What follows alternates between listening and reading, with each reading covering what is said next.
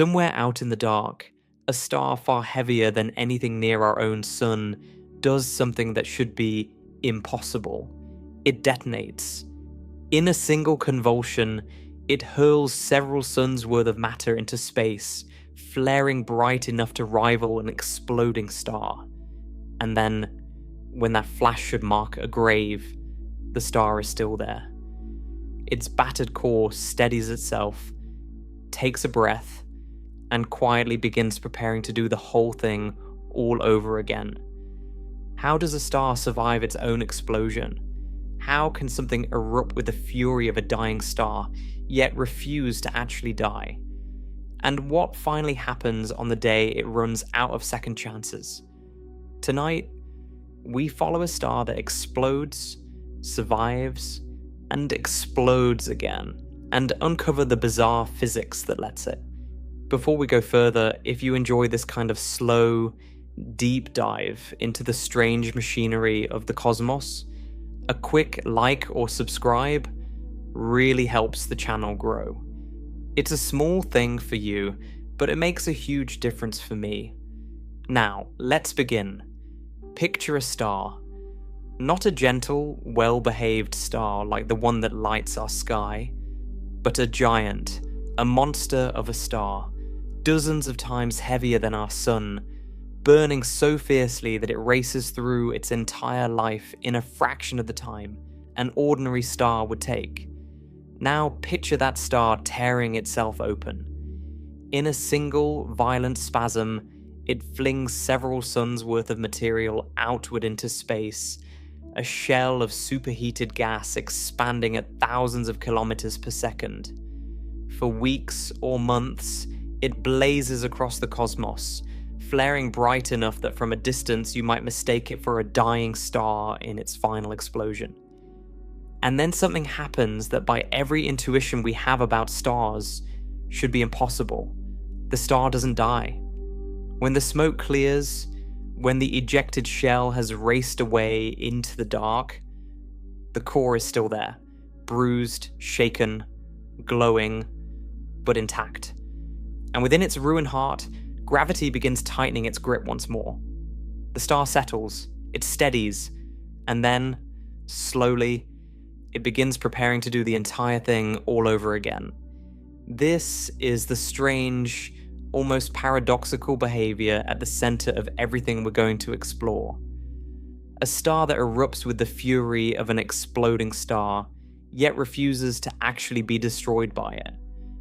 A star that seems to die and then comes back. Sometimes not once, but several times, before it finally meets its true end. When astronomers describe such a star as exploding twice, they're using a compelling shorthand for something even stranger than it sounds, because these are not two separate deaths. A star cannot die twice in the ordinary sense. That would be like asking a candle to burn down to nothing and then, from the empty air where it stood, burn down to nothing again. What's really happening is far more subtle and far more interesting. The first explosion isn't a death at all. It's a survivable convulsion, a colossal pulse, a near-death experience written in fire across the face of a star. To understand why this is so shocking, we first need to understand how stars are supposed to end. And most of them, even the giants, follow a script that has no room for encores. A star, at its most basic, is a balancing act. It's an enormous ball of gas, mostly hydrogen, held together by its own gravity. That gravity is relentless. It's constantly trying to crush the star inward, to collapse all that matter down toward the center. If gravity were the only force at work, every star in the universe would simply implode. But it isn't the only force. Deep in the core, where the pressure and temperature climb to staggering extremes, hydrogen atoms are squeezed so tightly together that they fuse. They merge into helium, and in doing so they release energy, a torrent of it, pouring outward as radiation and heat. That outward flood of energy pushes back against gravity's inward pull. And for most of a star's life, these two titanic forces settle into a near-perfect standoff. Gravity pulling in, radiation pushing out, locked in a stable truce that can last millions or billions of years. This truce is the whole reason stars shine steadily instead of collapsing or exploding on the spot. But fuel runs out. Eventually, the core exhausts its hydrogen, and the balance begins to shift. In a low-mass star like our own Sun, this leads to a relatively quiet retirement. In a massive star, one born with, say, 10 or 20 or 30 times the Sun's mass, the ending is anything but quiet. When the core runs low on one fuel, it contracts and heats until it can ignite the next. Helium fuses into carbon and oxygen. Carbon fuses into heavier elements still. The star builds up layers like an onion, each shell burning a different fuel, each inner layer hotter and denser than the one around it. Neon, oxygen, silicon. The core works its way up the ladder of the elements, fusing heavier and heavier nuclei, each stage burning faster than the last. The final stages can flash by in a matter of days, and then the star reaches iron. Iron is a wall. It's the point where the whole life-giving bargain breaks down, because fusing iron does not release energy, it consumes it. When a massive star builds an iron core at its center, that core produces no outward push to hold up the crushing weight above it. The truce collapses in an instant. Gravity, unopposed at last, wins. The core implodes, falling inward at a significant fraction of the speed of light, collapsing in less than a second into an unimaginably dense object. A neutron star, or if there's enough mass, a black hole. The outer layers of the star, suddenly finding nothing beneath them, come crashing down onto this new dense core and rebound outward in a shockwave of almost incomprehensible violence. That rebound, that catastrophic bounce, is a supernova. In a single flash, the star can outshine an entire galaxy of 100 billion other stars. And when it's over, the star is gone. What remains is the collapsed remnant at the center and an expanding cloud of debris, scattering the elements forged in the star's core across space. This is the standard ending for a massive star. One explosion, one death, no coming back. So hold that firmly in your mind, because it's the ordinary rule against which our strange star breaks. A supernova is, in the usual telling, a one-time event. It's the moment the core loses its fight with gravity and collapses. You don't get to lose that fight, collapse into a neutron star or black hole, and then somehow reassemble yourself to fight again.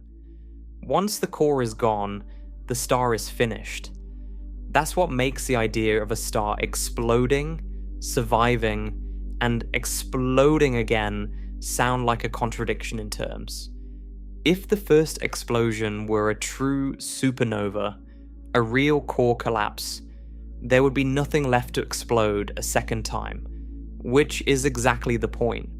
The first explosion in our story is not a true supernova. It only looks like one from a distance. What's really happening is something else entirely.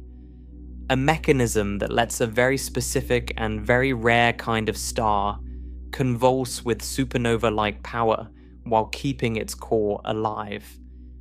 This is what astronomers call pulsational pair-instability, and it belongs to a class of stars so massive that they play by rules the rest of the cosmos rarely encounters. To find these stars, you have to go looking at the extreme upper end of the stellar mass scale, the true behemoths. We're not talking about stars 10 or 20 times the mass of the Sun anymore. We're talking about stars born with many dozens of times the Sun's mass, some of the most massive stars that can exist. These are objects so luminous that a single one can shine millions of times brighter than our sun.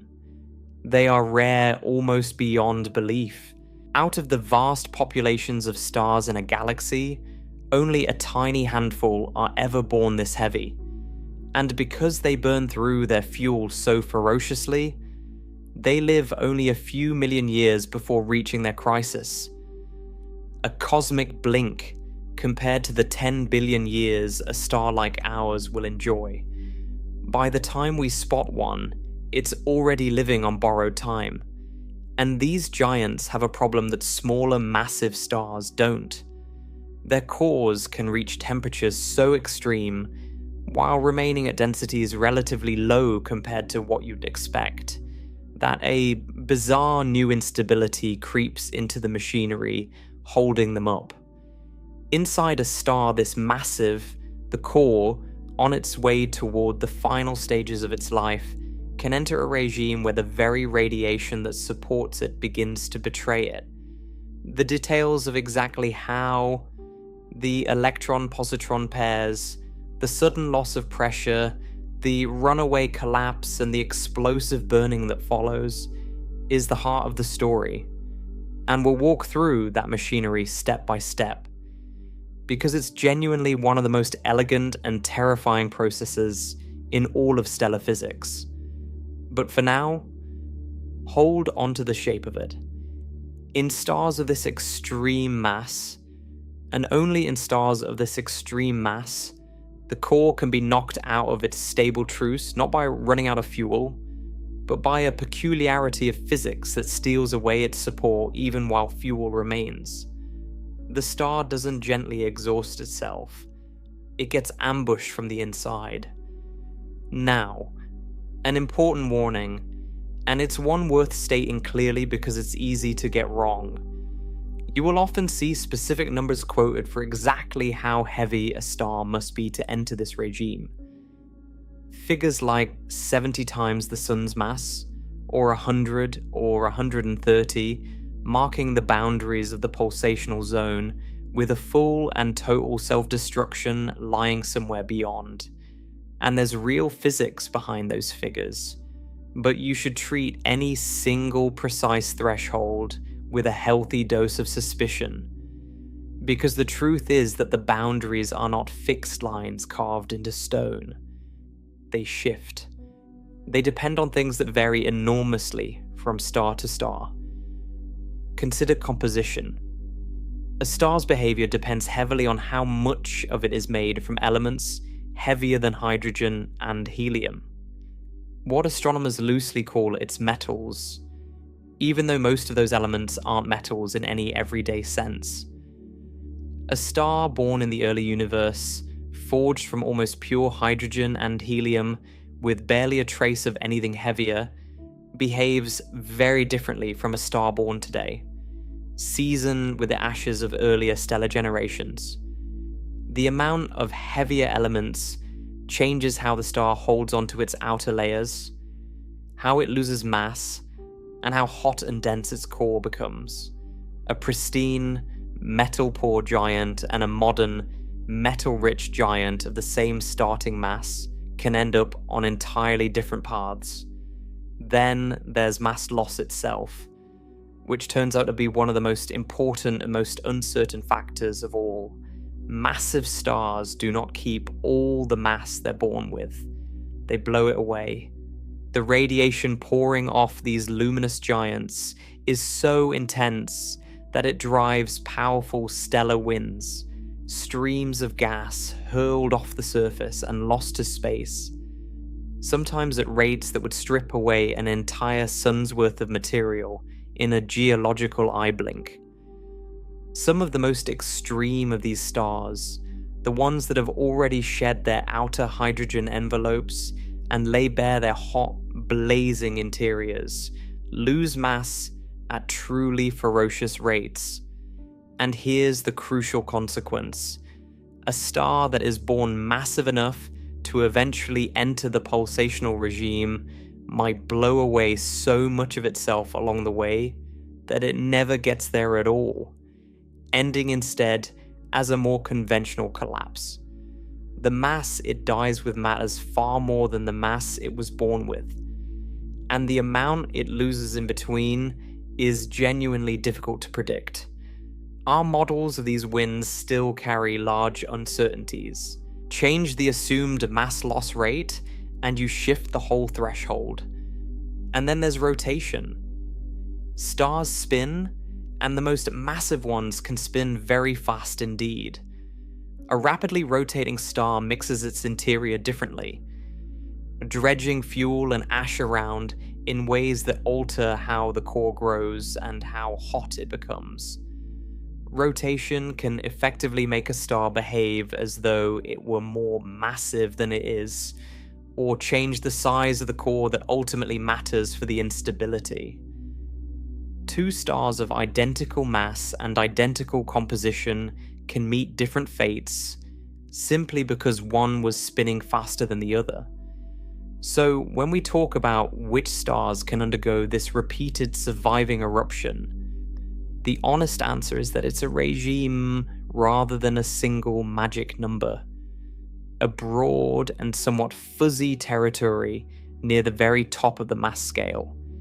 Its exact borders drawn differently by different stellar models depending on the assumptions fed into them. What everyone agrees on is the general picture. You need a star that is genuinely, extraordinarily massive, one whose core can reach the peculiar conditions where this instability takes hold. What no one can hand you is a single clean cutoff that works for every star in every environment. Anyone who tells you the boundary is exactly one specific value, with no wiggle room, is smoothing over real and active scientific uncertainty. The physics of the instability itself is well understood. Which specific stars cross into it and precisely where the lines fall is a subtler and still evolving question. It's worth pausing here to appreciate just how different these giants are from the stars we know and love. Take our own sun. Our sun is a warm, steady, middle-aged star, and nothing remotely like this will ever happen to it. It simply isn't heavy enough, not by an enormous margin. Its core will never reach the temperatures required for this instability to appear.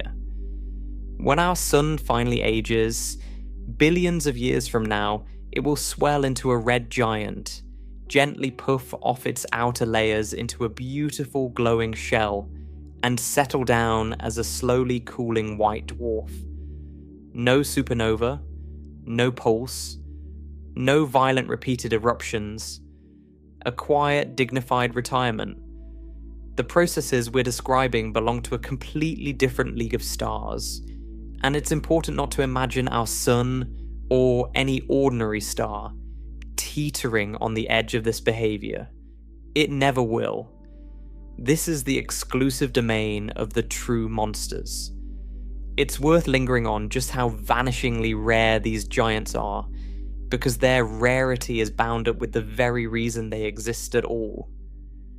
Stars form when great clouds of gas collapse, and the heaviest stars form only from the densest, most extreme collapses, events that happen far less often than the formation of modest, sun-like stars.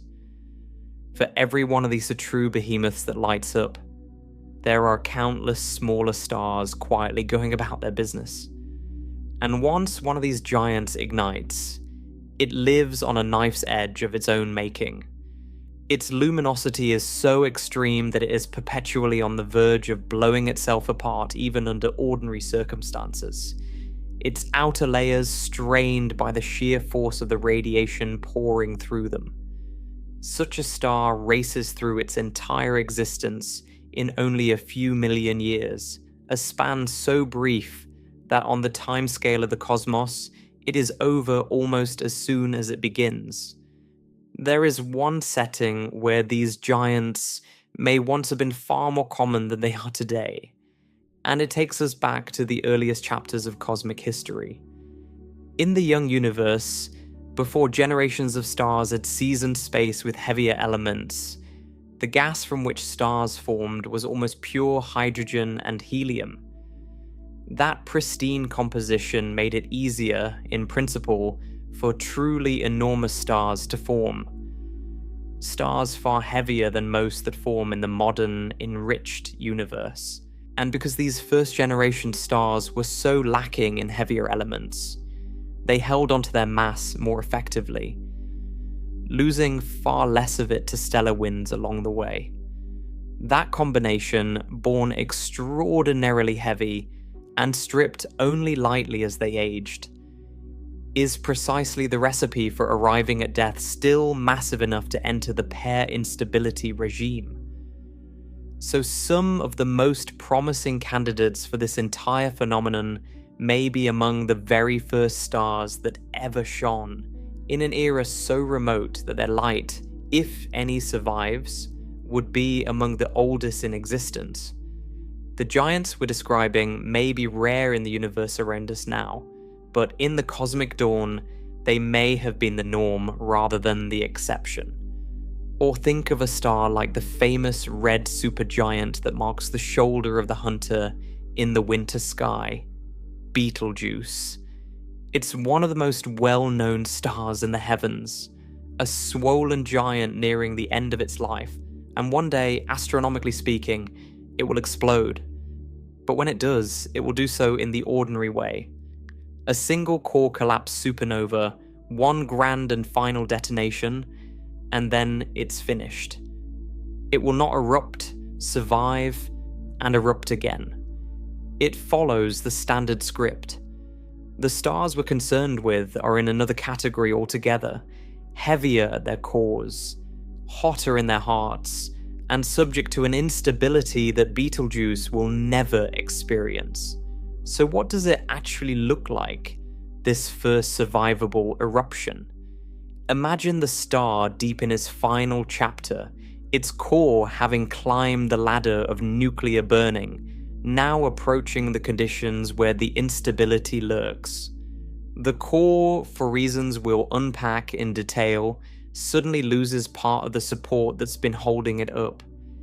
It contracts, it heats, and that heating triggers a burst of explosive nuclear burning powerful enough to reverse the collapse and blast a portion of the star's outer material outward.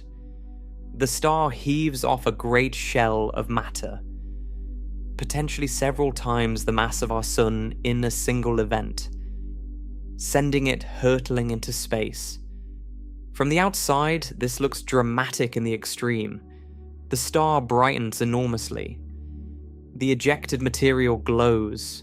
If you were watching from a great distance, you might reasonably conclude you were seeing a star die. But here's the crucial difference from a true supernova. In a real core collapse supernova, the core itself is destroyed. It collapses into a neutron star or black hole, and there's no undoing that. In this pulsational event, the explosive burning happens in a way that ejects the outer layers without collapsing the core. The energy released is enough to throw off matter, but not enough to unbind the entire star or crush its center into a remnant. The core survives the eruption. It's been violently shaken, it's lost some of its outer envelope, but it's still a functioning stellar core. And once the pulse has passed and the ejected shell has raced away, that core can actually settle back into a temporary, fragile stability.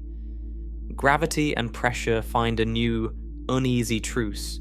The star, having apparently detonated, is somehow still alive.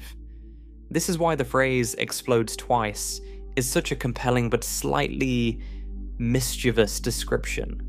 The star hasn't died and come back. It has, instead, survived a catastrophe that looked like death. It's less like a person dying and being resurrected, and more like someone surviving a heart attack that by all rights should have killed them. Battered, weakened, but still breathing, and destined to face the crisis again. The first event is a pulse, a convulsion, a near miss. And because the underlying instability hasn't been resolved, because the star is still too massive, its core still headed towards the dangerous conditions, the whole thing can happen again. And again.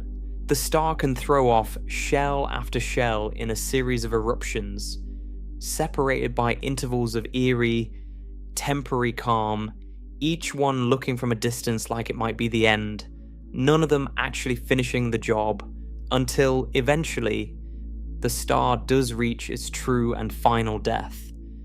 That final death, when it comes, is a genuinely separate question, and it's a fascinating one. Does the star, having stripped itself down through repeated pulses, eventually collapse its core into a black hole? Does one of these events grow so powerful that it crosses a threshold and destroys the star completely, leaving nothing behind at all? The outcome depends, once again, on the star's mass and the details of how these pulses unfold. But we're getting ahead of ourselves. The remarkable thing to sit with right now is simply this: that a star can survive its own explosion, that an event with the outward appearance of a stellar death can leave the star intact and reloading. It cuts against everything our intuition tells us about how stars end, and it raises the obvious burning question: how? How can a star lose enough support to trigger a supernova-scale eruption, yet not enough to actually collapse and die? What is it specifically that happens inside the core of one of these giants? What strange physics reaches in and yanks away the star's support, only to have nuclear fire slam it back into place? The answer lives in a place we can never directly see.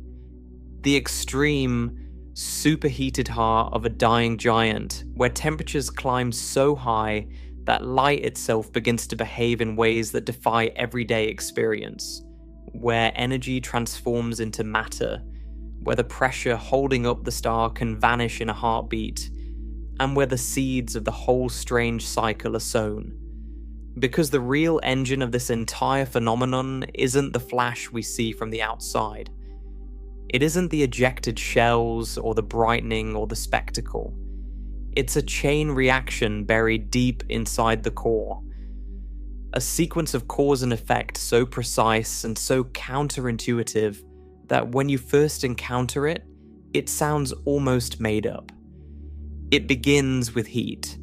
Heat beyond anything in our experience. And with what that heat does to the particles of light streaming through the star's interior. It runs through the sudden, catastrophic loss of the very pressure that holds the star up. It passes through a runaway contraction, a burst of explosive nuclear fire, and a violent recoil that hurls part of the star into the void. And then, astonishingly, it resets, leaving the core poised to run the whole gauntlet again. To truly understand how a star can explode and survive, we have to follow that chain link by link, right down into the core, into temperatures and pressures that would vaporize anything we could ever build, and watch exactly what happens when the light inside a star grows so energetic that it starts turning into something else entirely. That is where the impossible becomes not just possible, but inevitable. That is where a star learns to detonate without dying. And it starts with a single, deceptively simple fact about what happens to energy when you make it hot enough. So let us go there. Let us descend in our imagination past the star's glowing surface, down through the churning layers of burning gas, down through the onion shell structure of fusing elements, all the way to the innermost sanctum, where the temperature is measured not in thousands or millions, but in billions of degrees, because it's in that unimaginable furnace, at the very center of one of the most massive stars the universe can build, that the trap is waiting. A trap made not of matter, but of light. A trap that turns the star's own energy against itself. And understanding how that trap springs is the key to understanding how a star can explode twice. And why, in the end, it can only cheat death for so long before the reckoning finally arrives.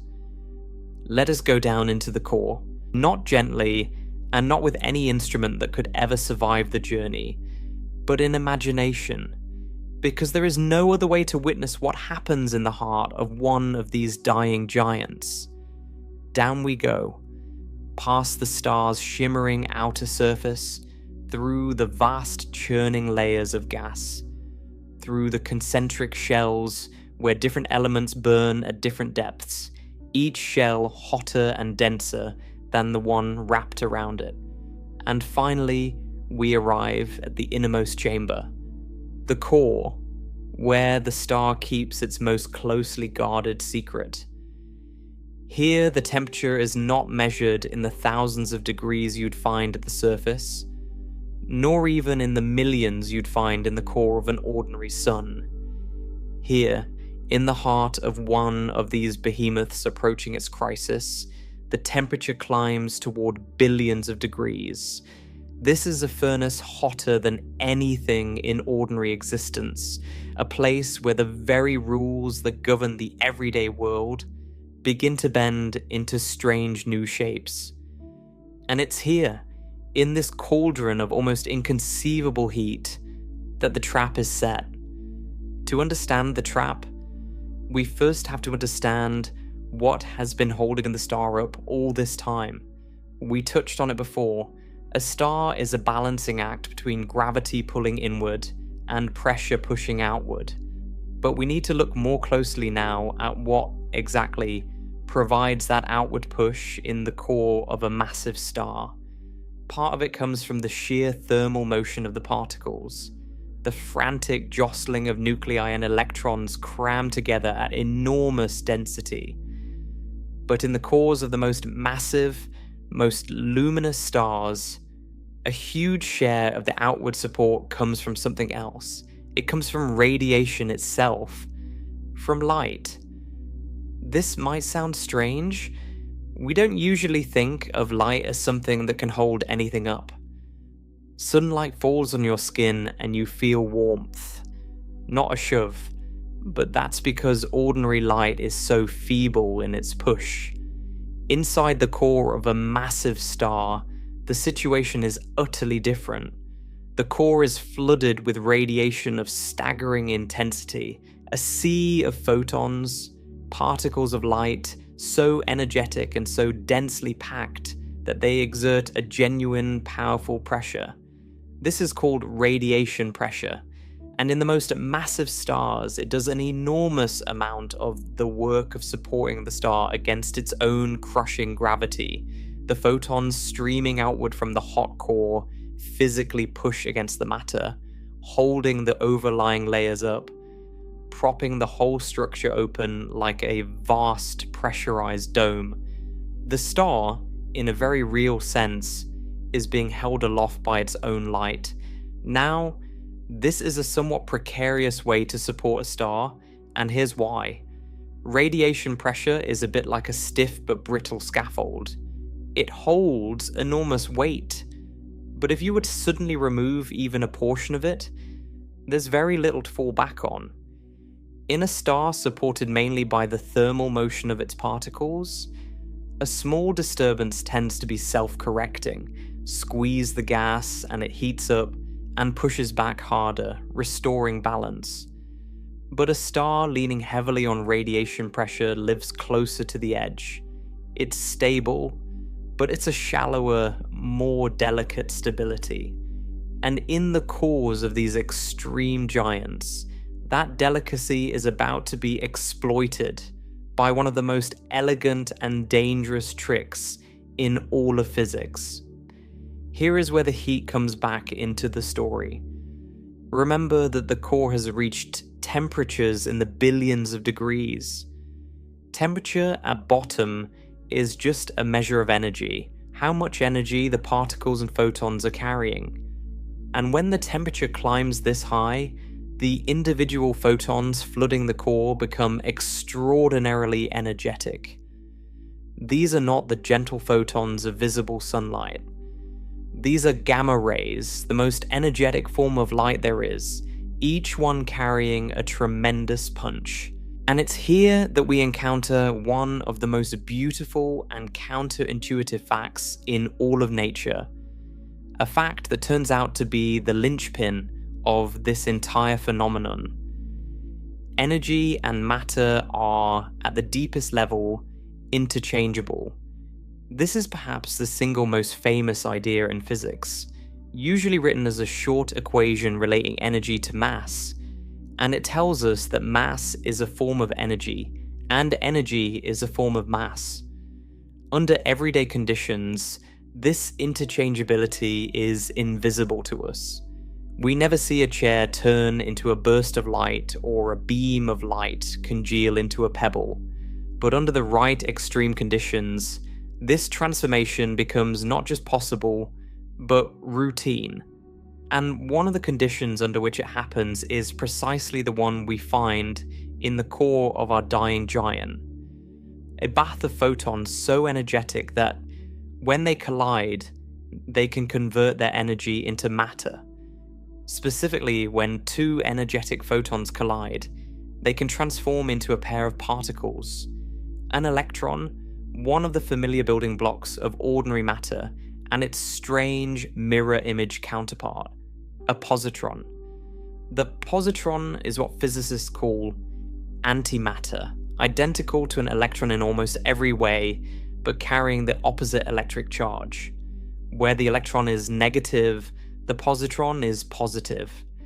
They are born together, a match pair, materializing out of pure energy. This process is called pair production, and it is not exotic speculation. It is well-established physics, observed and measured countless times. Given enough energy in the right place, light becomes matter. Two photons vanish, and in their place appear an electron and a positron, conjured into existence from the raw energy the photons were carrying. For most of the star's life, the photons in its core simply aren't energetic enough for this to happen on any significant scale. But once the temperature climbs into the billions of degrees, a meaningful fraction of the photons cross that threshold. They become energetic enough that when they interact, they start converting into these electron-positron pairs. And this is the moment the trap springs shut.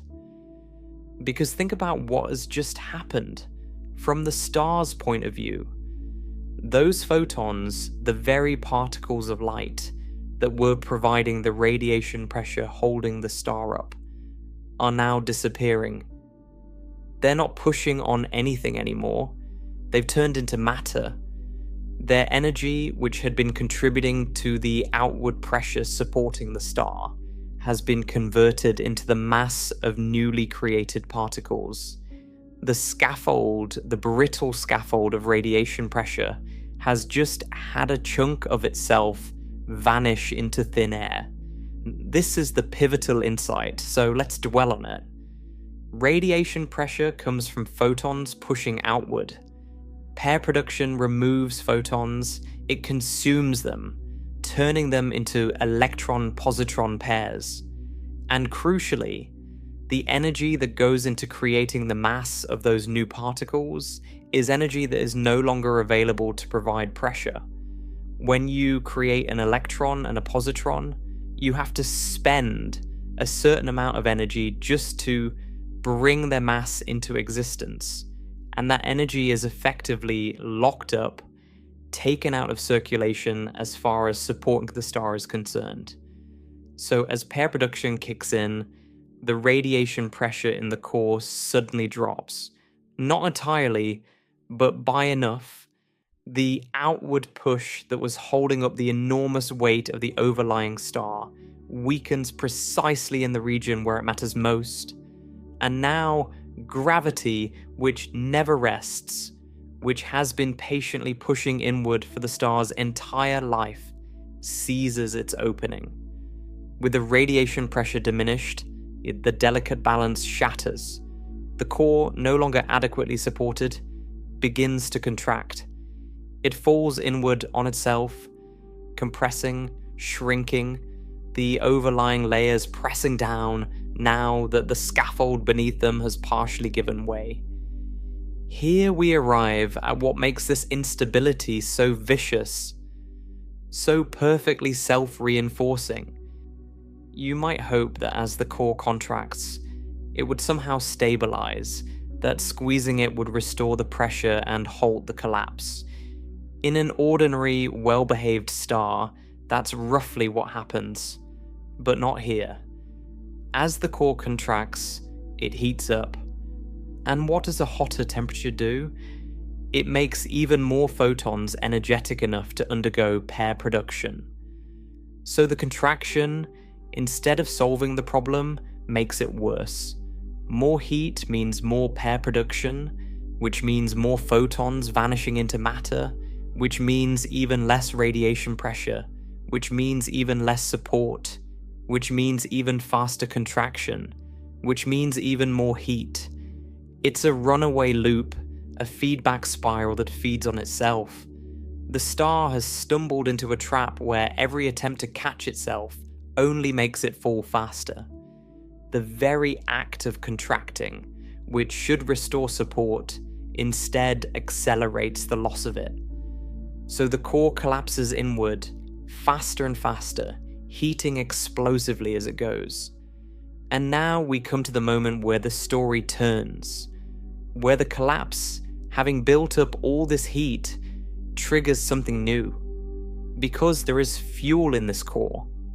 This is a star in the late stages of its life, and its core is rich in elements that can still undergo nuclear fusion. In particular, there's oxygen, along with other intermediate elements built up over the star's lifetime of burning. Under ordinary conditions, this oxygen might burn steadily, contributing its energy in a controlled way. But that's not what happens here. The runaway contraction has driven the temperature up so rapidly, so violently, that the oxygen doesn't burn gently. It ignites explosively. This is the crux of the entire mechanism, so let's be precise about it. The contraction heats the core past the ignition point for oxygen fusion, and because the core has been compressed to such extreme conditions, this fusion doesn't proceed at a measured pace. It runs away, just as the pair production did. Oxygen fuses in a sudden, catastrophic burst, releasing an enormous quantity of nuclear energy in a very short time.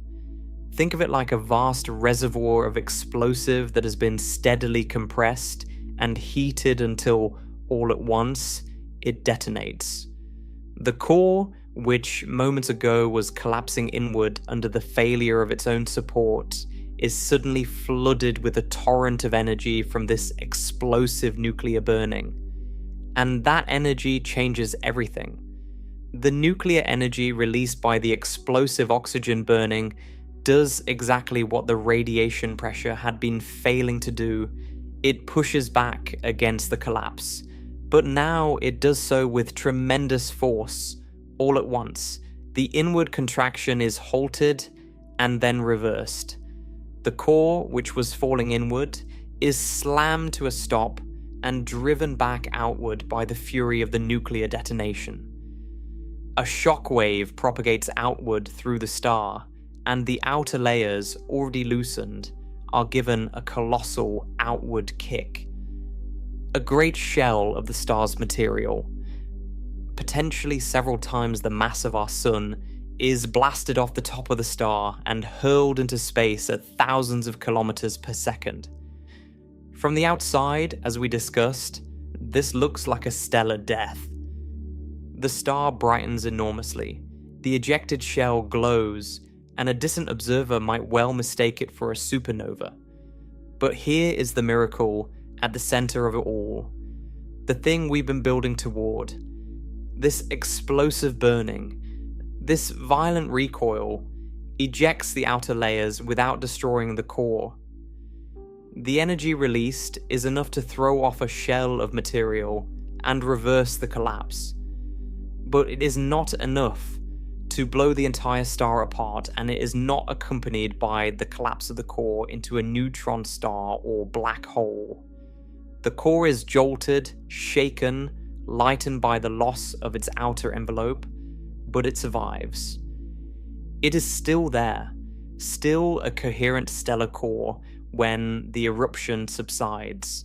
Why does the core survive when, in an ordinary supernova, the core is precisely the thing that gets destroyed? The answer lies in the fundamental difference between these two mechanisms.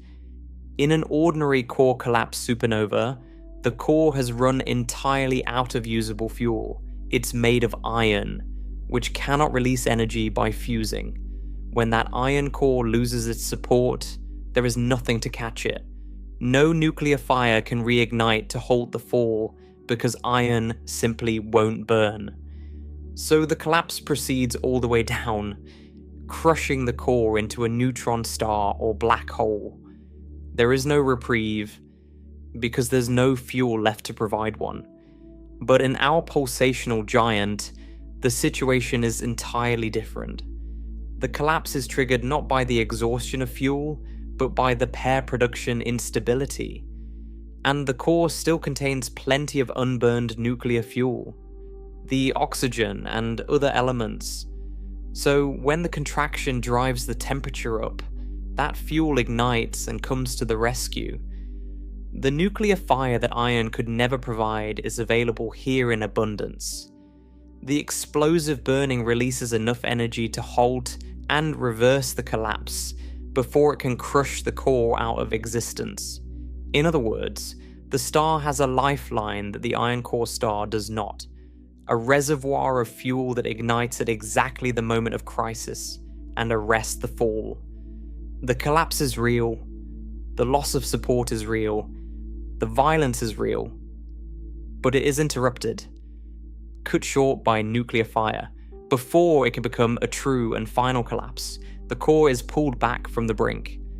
And so, after the eruption, the core settles. The explosive burning has released its energy and subsided. The ejected shell has raced away into space, carrying off a portion of the star's mass. The core, having been violently compressed, heated, and then blasted back outward, now finds itself in a new configuration. Some of its heat has been carried away by the ejected material and by the radiation that poured off during the eruption. It has lost some of its overlying weight, and in this new state, gravity and pressure can reach a fresh truce. The runaway loop has, for the moment, been broken. The temperature and density in the core have been pushed back to conditions where the pair production instability is no longer actively running away. The star, astonishingly, has stabilized. It sits there, quiet now, glowing, its structure re-established, a survivor of an event that by every outward appearance should have destroyed it. But, and this is the essential point, nothing fundamental has been resolved. Pause and consider the star's situation. It is still an extraordinarily massive object. Its core is still on the trajectory that leads, ultimately, toward the extreme temperatures where pair production takes hold. The eruption ejected a shell of material and released a burst of energy. But it did not change the basic fact that this star is too massive to age quietly. It bought time. It relieved the pressure of the immediate crisis. But it did not remove the underlying condition that caused the crisis in the first place. The star is still a giant teetering in the pair instability regime, and the machinery that produced one pulse is fully capable of producing another. This is what distinguishes a temporary recovery from a genuine resolution. The star has not solved its problem, it has merely postponed it. After the eruption, the core, now slightly less massive and having vented a great deal of energy, contracts once more as it continues its inexorable evolution. And as it contracts, it heats. And as it heats, it approaches, once again, the temperature at which photons begin converting into electron-positron pairs. The trap, which sprang once, is being reset. The same chain of cause and effect that produced the first eruption begins to assemble itself all over again. Rising temperature, the onset of pair production, the loss of radiation pressure, the beginning of contraction, the runaway feedback. The star is walking back toward the edge of the same cliff it just barely survived falling from. Whether it falls again and how soon and how violently depends on the details, on how much mass was ejected, on how much the core was altered, on exactly where in the pair-instability regime this particular star sits. And this is why the phrase explodes twice is really a kind of shorthand and often an undercount. The star doesn't necessarily erupt exactly 2 times. It erupts as many times as it takes for the underlying instability to finally be resolved one way or another. It could be 2 pulses. It could be several. It could be a whole series of eruptions, each one throwing off another shell, each one followed by another uneasy period of recovery, each one bringing the star closer to its ultimate fate. The number isn't fixed. What's fixed is the mechanism, the same trap, springing over and over, each cycle a repetition of the same beautiful and terrible chain of physics. Consider how staggeringly fast all of this unfolds. The star itself lives for millions of years, and even its final chapters play out over spans we can barely fathom. But the convulsion at its heart, the loss of support, the runaway collapse, the ignition of the oxygen, the violent recoil, can rush through in a matter of seconds. In the span of this sentence, a core that had been stable can lose its footing, plunge inward, detonate, and be hurled back outward. The star spends an eternity building toward the crisis, and resolves it in a heartbeat. And there is a strange gulf between what happens inside the star and what a distant watcher would ever perceive. Deep in the core, the drama is one of physics at its most extreme. Light dissolving into matter, pressure evaporating, fuel exploding. But none of that is visible from outside. What an observer sees, if anything, is only the aftermath. A brightening as the ejected shell races away, a glow that swells and fades over weeks or months. The true event, the split-second reversal that decides the star's fate, is hidden from view entirely, buried beneath layers of gas that only slowly relay the news outward. We witness the smoke, never the spark, and yet that hidden spark is everything. The fleeting instant in which a star, having lost its support and begun to fall, catches itself on a burst of nuclear fire and lives to face the same reckoning again. This is the engine at the center of everything. Not a single explosion, but a cycle. A star that has found itself in a physical configuration where its own light betrays it, where the energy meant to support it turns into matter and abandons it, where every attempt to catch itself only speeds its fall, and yet where a reservoir of nuclear fuel stands ready, at the last instant, to blast it back to safety, wounded but alive. It is a star caught in a loop of near death and reprieve, detonation and recovery, each cycle governed by the same exquisite interplay of gravity, radiation, and the deep interchangeability of energy and matter. There's something almost paradoxical in the elegance of it. The same extreme conditions that make the star capable of catastrophic eruption, the immense mass, the searing core temperature, the reliance on radiation pressure, are also, through the presence of unburned fuel, what allow it to survive that eruption. The instability that threatens to destroy the star and the nuclear fire that saves it are two faces of the same underlying physics. Turn up the heat, and you trigger the collapse. Turn up the heat, and you ignite the fuel that reverses it. The star lives and nearly dies by the same property, and it will keep living and nearly dying over and over as long as this delicate arrangement holds. As long as there is fuel to ignite at the critical moment, as long as each eruption relieves just enough pressure to stabilize the core without destroying it, as long as the star remains poised in that narrow regime where the pulse can happen, but the full and final catastrophe is held at bay. But that arrangement cannot hold forever. Each eruption changes the star. Each shell thrown off lightens it, alters its core, shifts its trajectory. The cycle is not infinite. Somewhere down the line, one of these pulses will be the last, either because the star has finally shed enough mass and vented enough energy to settle toward a genuine ending, or because the instability at last drives all the way through to a true collapse, or in the most extreme cases, because a single eruption grows so violent that it crosses a threshold from which there is no recovery at all. Which of these fates awaits, and how the repeated pulses shape the star's final chapter, is a story of its own.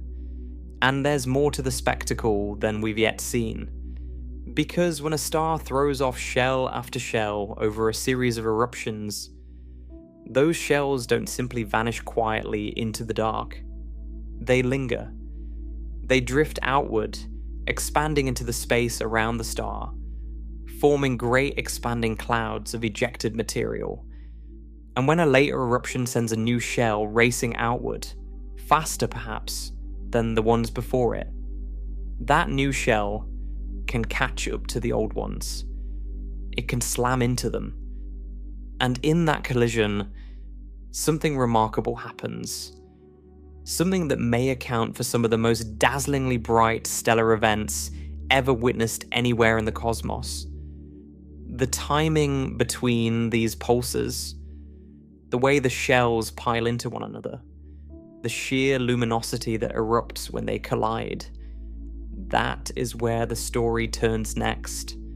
From the hidden machinery of the core to the brilliant visible fireworks it produces across the sky.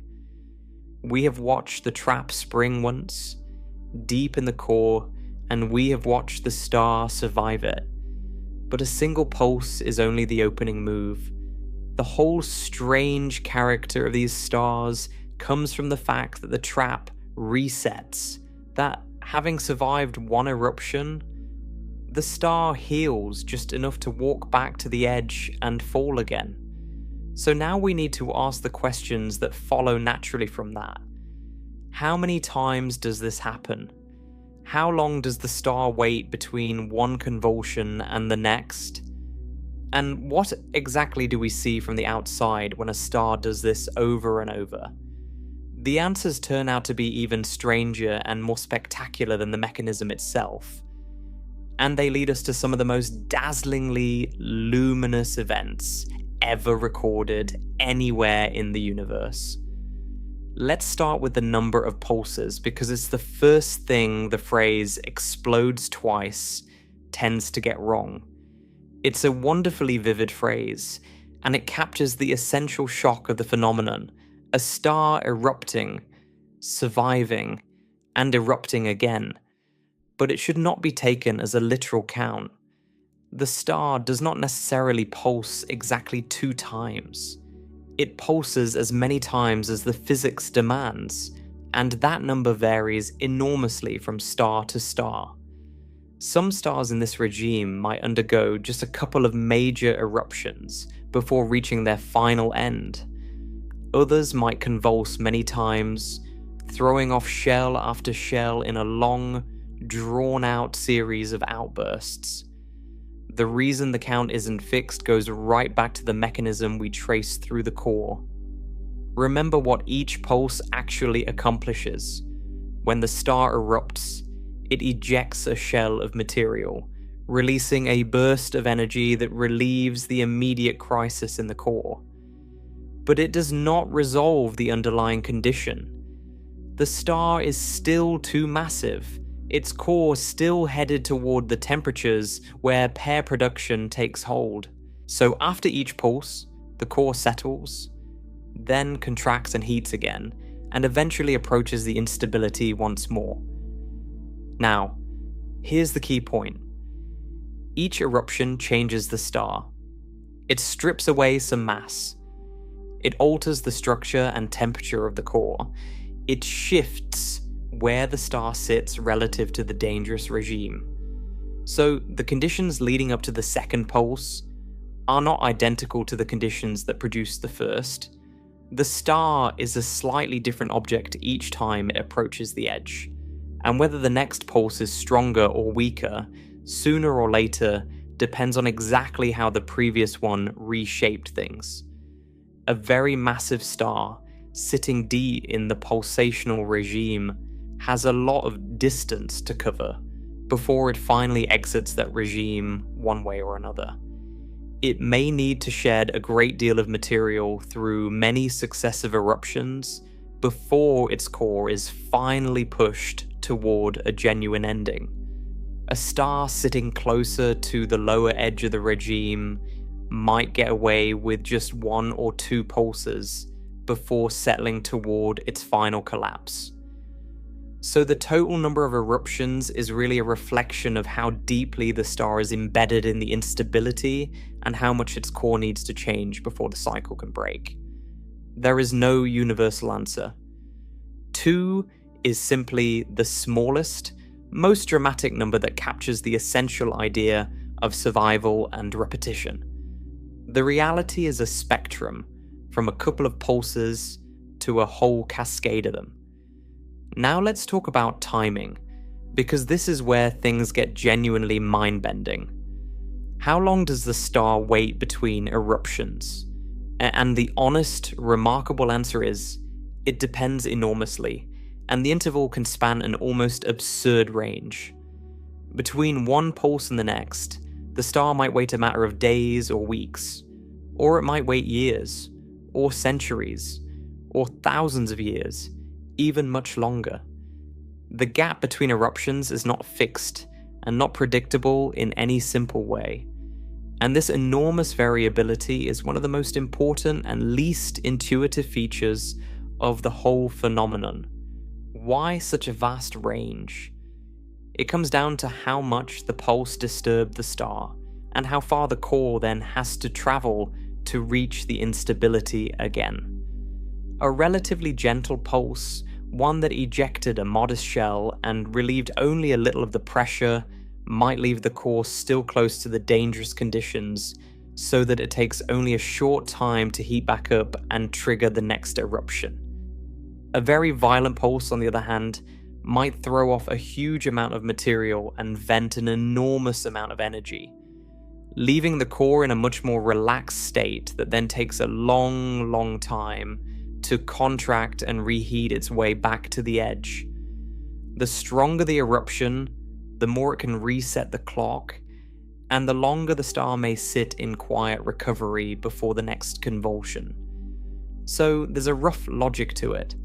Bigger pulses tend to buy longer pauses, but the details are governed by the specific structure of each star, and the upshot is that these intervals can differ by factors of thousands or more between one star and another, or even between successive pulses of the same star. To understand why the wait can stretch so dramatically, it helps to think about what the star is actually doing during the quiet interval. It is not simply sitting idle, it is recovering. And recovery for a star is a matter of heat and gravity slowly renegotiating their truce. When a pulse ejects a shell and reverses the collapse, it leaves the core in an inflated, energized state having been given a violent outward kick and then vented a great deal of its heat into the material it threw off and the radiation it poured out. In that moment, the core is farther from the dangerous conditions than it was before. Cooler, less compressed, temporarily safe, and to become dangerous again, it must slowly lose that safety. It must radiate away energy, contract under its own gravity, and reheat inch by inch until it once more approaches the temperature where photons begin turning into matter. The speed of that process is governed by what is essentially the star's internal clock, the rate at which it can shed heat and settle inward. And that rate depends sensitively on the state the pulse left the star in. A pulse that only mildly disturbed the core leaves it close to the edge, so the recovery is quick and the next eruption follows soon after. A pulse that profoundly reshaped the core, throwing off a huge shell, venting an enormous quantity of energy, leaves the star deeply relaxed, and it may take an immense span of time to work its way back to crisis. This is why the same physical mechanism can produce eruptions, separated by days in one case, and by thousands of years in another. It's not that different stars are running different machinery. It's that the machinery having a single dial governing how far each pulse pushes the star from the edge can leave the star anywhere along a vast continuum of recovery times.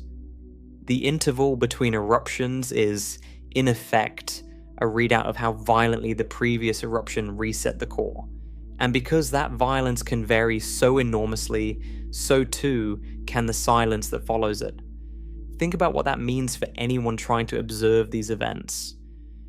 If two pulses are separated by days or weeks, we might actually catch both of them, watching the star brighten, fade, and brighten again within a single observing campaign. But if two pulses are separated by centuries or millennia, we would only ever see one of them in a human lifetime. The earlier eruptions would have happened long before anyone was watching, and the later ones will happen long after we're gone. The star could be in the middle of a series of eruptions stretching across thousands of years, and we catch just a single frame of that vast, slow drama. This is part of what makes these events so tricky to study, and we'll come back to that difficulty. But first we need to explore what happens to all that ejected material in the time between pulses. Because it's there, in the space around the star, that some of the most spectacular physics unfolds. When the star erupts and hurls a shell of material outward, that shell doesn't simply disappear. It expands into the surrounding space, racing away from the star at thousands of kilometers per second, forming a great expanding cloud of gas. And then the star goes quiet, recovering, and that shell just keeps drifting outward, farther and farther from the star, cooling and thinning as it expands. Now, if the star's pulses are separated by a long interval, that first shell has a great deal of time to travel. By the time the star erupts again, the first shell may have expanded to an enormous distance, forming a vast, tenuous cloud surrounding the star at a great radius. And then comes the second eruption, throwing off a new shell. And this is where the fireworks begin. The new shell, launched by the later pulse, races outward into space, and crucially, it may be moving faster than the earlier shell, or it may simply be launched into a region of space already filled with the debris of the previous eruption. Either way, the new material eventually catches up to the old material. And when a fast-moving shell of gas slams into a slower-moving shell of gas that was ejected earlier, the collision is titanic. Two vast clouds of stellar material, each carrying enormous kinetic energy, the energy of motion. crash into one another at tremendous relative speeds. And in that collision, something profound happens to all that energy of motion. It has to go somewhere. And where it goes is into light. This is one of the most important ideas in the whole story, so let's make sure it lands clearly. When two shells collide, their kinetic energy, the energy they carry simply by virtue of moving so fast, is suddenly converted. The collision shocks the gas, heating it to tremendous temperatures, and that superheated gas radiates furiously. The kinetic energy of the moving shells is transformed into radiation, into a flood of light pouring out from the collision zone. In effect, the crash acts like a vast machine for converting motion into brightness. And the amount of energy involved can be staggering, because these shells carry the mass of several suns moving at thousands of kilometers per second. When you convert even a fraction of that motion into light, you get an event of extraordinary luminosity.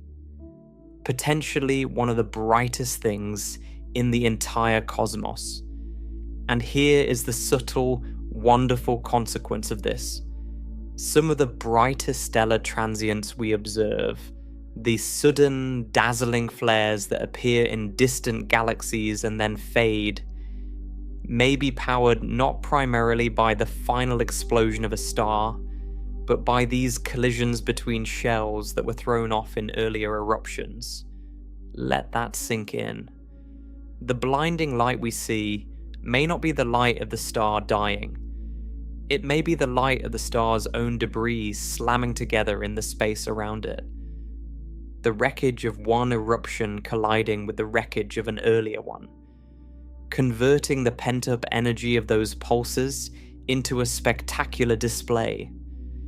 The star itself might be quietly recovering deep inside, in between pulses, while out in the surrounding space its cast-off shells are crashing together and lighting up the sky. This is a genuinely different way of powering a brilliant cosmic event than the one we usually imagine.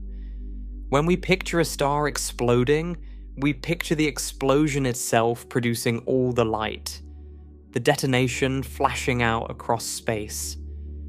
And in an ordinary supernova, that's largely true, with the added glow of radioactive material forged in the blast.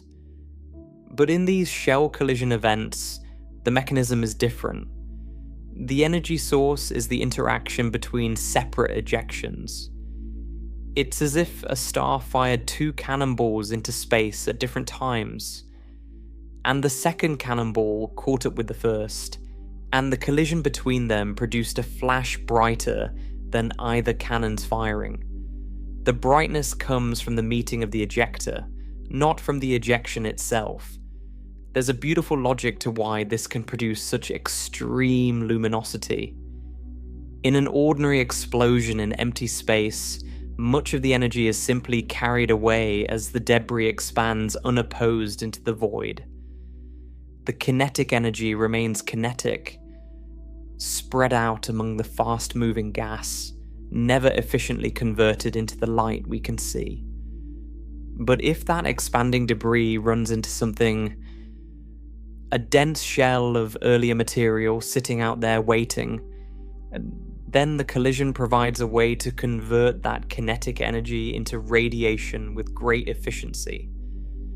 The pre-existing shell acts like a wall for the new ejector to smash against, and the smashing turns motion into light.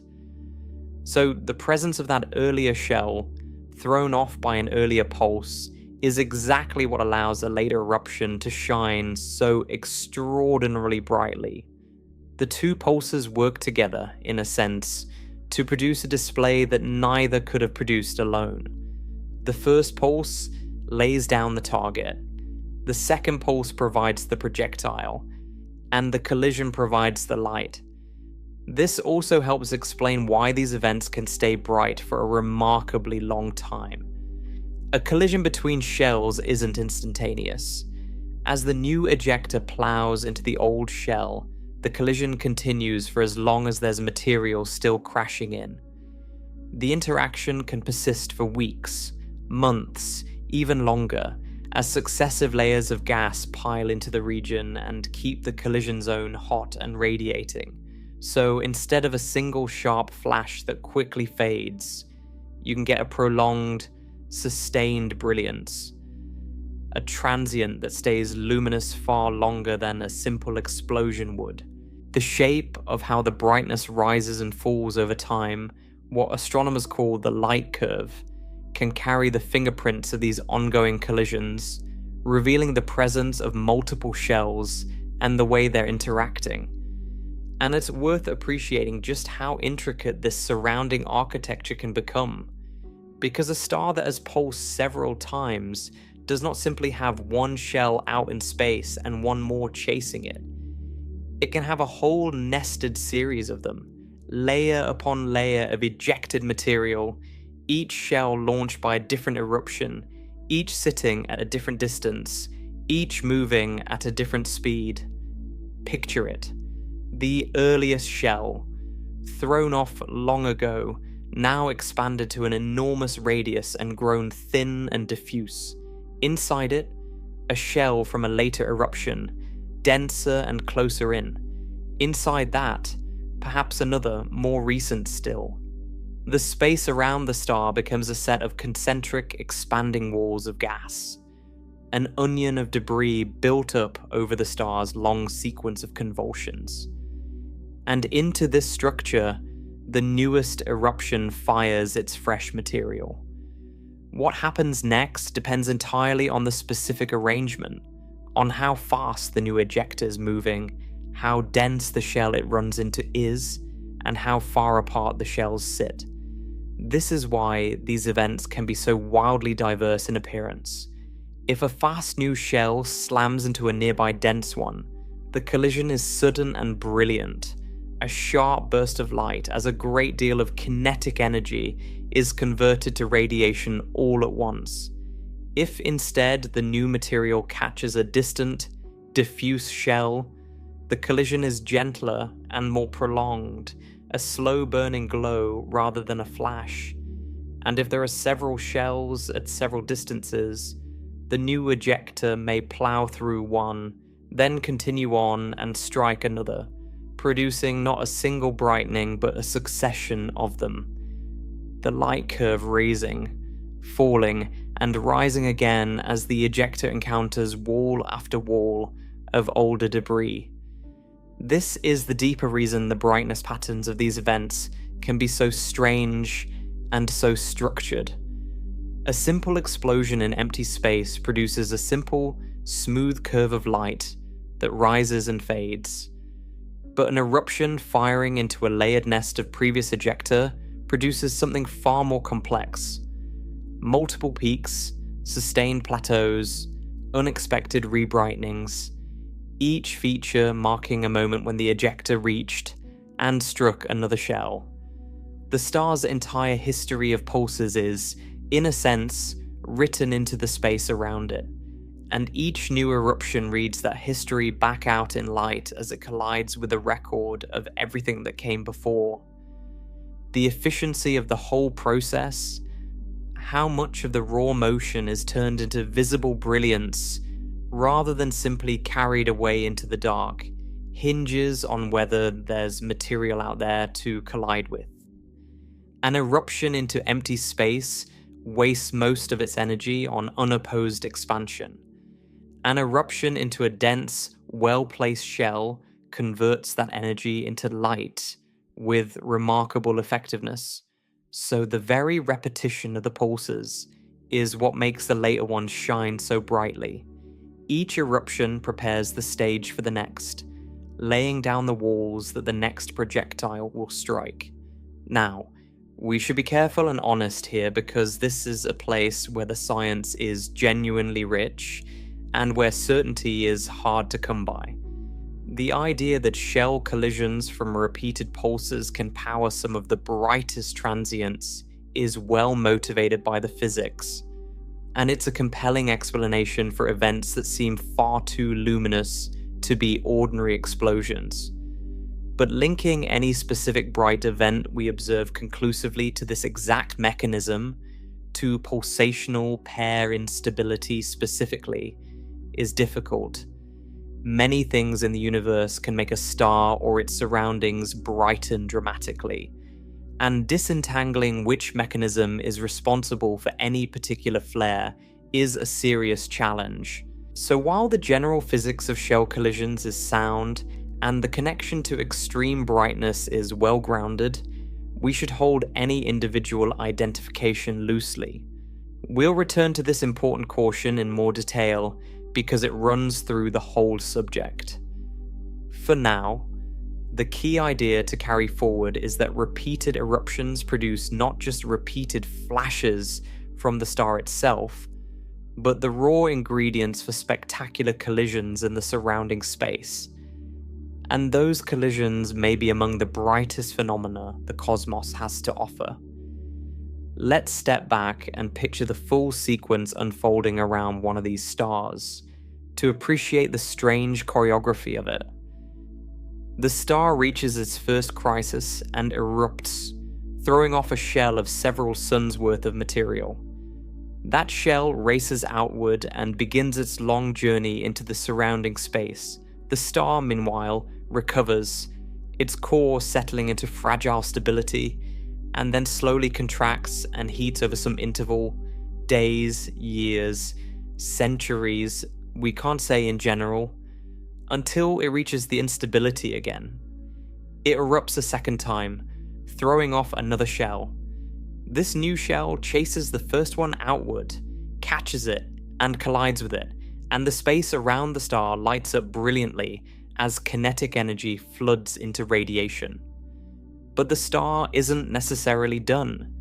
It recovers again, contracts again, heats again, and may erupt a third time or a fourth, each new shell potentially colliding with the debris of earlier ones, each collision producing its own burst of light. Around the star there develops a complex, layered structure of shells at different distances, moving at different speeds, some of them crashing together. The whole region a churning arena of colliding stellar debris. It's a far cry from the clean, single flash of an ordinary explosion. It's a prolonged, multi-stage drama playing out across a range of timescales, driven by the same core mechanism repeating itself. And through all of this, the repeated eruptions are doing something else, something with profound consequences for the star's ultimate fate. They are stripping it. Each pulse throws off a portion of the star's outer material. Over the course of many eruptions, this adds up. A star that began as an immense giant, wrapped in vast outer layers, can be progressively peeled apart by its own pulses, shedding shell after shell into space. By the time the star approaches its true and final end, it may have lost an enormous fraction of the mass it once carried, flung outward into the surrounding space in the series of eruptions that preceded its death. The star, in a sense, disassembles itself in stages, casting off piece after piece of its outer self, growing progressively lighter and more stripped down with each convulsion. This progressive stripping matters enormously because it helps determine how the star will ultimately die. The pulses aren't just spectacular fireworks, they're the process by which the star sheds mass and reshapes its own core on the way to its final chapter. And the amount of mass shed, the number of pulses, the state of the core after all this violence, these are the factors that decide whether the star ends as one thing or another. A star that has been heavily stripped by many pulses arrives at its ending in a very different condition than a star that erupted only once or twice. The eruptions we've been describing are, in a real sense, the star's long, slow preparation for death, a series of increasingly violent exhalations, each one bringing the final moment closer. It's worth pausing to marvel at the range of timescales woven through all of this, because it's so unlike anything in ordinary human experience. Within a single one of these stars, you might have the core physics unfolding in seconds, the collapse, the explosive burning, the recoil all happening in a heartbeat. You might have the intervals between pulses stretching across centuries or millennia, and you might have the shells drifting outward for years or longer before they collide. Fast processes and slow processes, nested inside one another, all part of the same overarching phenomenon. The eruption is sudden, the wait is long, the collision is drawn out. To truly grasp one of these events, you have to hold all these different clocks in your mind at once. The fast tick of the core's convulsion, the slow drift of the recovering star toward its next crisis, the patient outward march of the ejected shells toward their eventual collision. And this range of timescales is exactly why these stars are so hard to catch in the act, and why the phrase "explodes twice" can be so misleading about what we actually observe. We almost never get to watch the whole sequence. We catch fragments, a single brightening here, a peculiar light curve there. If we're lucky, and the pulses happen to be closely spaced, we might see a star flare and then flare again within a span short enough to observe. But if the pulses are spread across centuries, we see only isolated pieces of a much longer story, and we have to reconstruct the rest from clues. From the shape of the light curve, from the composition and motion of the material around the star, from the signatures of shells colliding. It's a bit like arriving at a fireworks display and seeing only one or two bursts, then trying to work out from the drifting smoke and the pattern of the sparks how many shells were fired, and when. The full performance is spread across timescales far longer than any single observation can span. Let's also be clear about what these repeated pulses are not, because it's easy to confuse this picture with other things. When a star does this, erupting, recovering, erupting again, it's not undergoing multiple, separate, complete supernovae. That's crucial. A complete supernova, as we discussed, destroys the star's core and ends its life. You cannot have several of those in a row from the same star, because after the first one there would be no star left to explode. What we're describing instead is a series of survivable pulses, each one falling short of destroying the star, punctuating the star's life before its actual death. The eruptions are not deaths, they're near deaths. They're the star surviving crisis after crisis, throwing off material each time until finally it reaches the one event that does end it. So we must resist the temptation to picture a star casually dying and rising several times over. It's not dying at all during these pulses. It's surviving, repeatedly, at great cost, shedding pieces of itself as it goes. There's a deep coherence to the whole picture once you see how the parts fit together.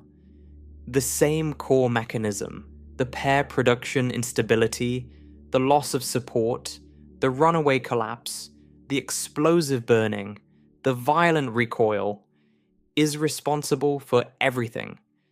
It produces the individual eruptions.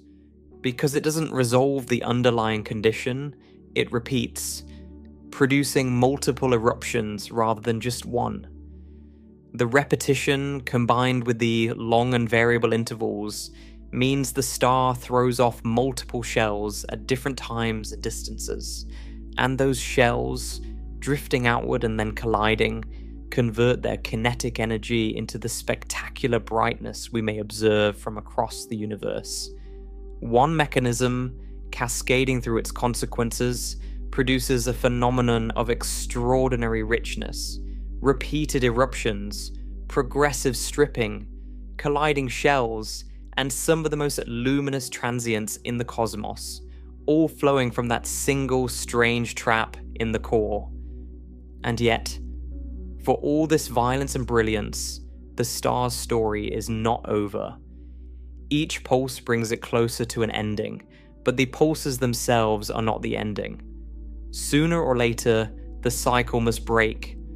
The star cannot pulse forever. Something must finally happen that isn't a survivable convulsion. Some final event that truly ends the star's life, whatever form that takes.